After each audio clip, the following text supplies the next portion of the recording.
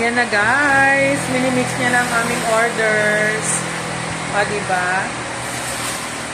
Yung ano, napaka-ano lang nito, napaka-simple lang talaga na mixing ng kape. Pero talaga, mapapawaw kapag natikman mo. Oo. Kaya sa mga suki ni Ariel ha, i-like nyo tong video na to para naman mag-grow pa yung ano niya, yung business niya. O, support small-time business owners. Huwag kayong madamot. Alam, sarap! See? Ito ay cappuccino. Ang order ni Madam Mary. Ito na yung sa akin, guys. Nilalagyan niya ng syrup. Achieve na achieve talaga yung lasa.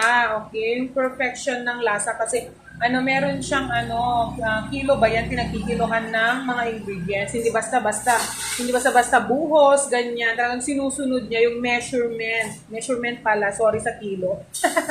Ayan. Nag-add na siya ng ice. Ito, nagpwesto lang siya dati sa harap ng Municipal Auditorium ng San Agustin. Pero dahil nag-boom siya, di-level up, meron na siyang pwesto. Kita nyo naman. So ito na guys ang aming mga orders. Tignan nyo naman. Ayan. Coffee brew. Okay. Thank you for watching my video. This is your Manang Atanang Apis. Ayan.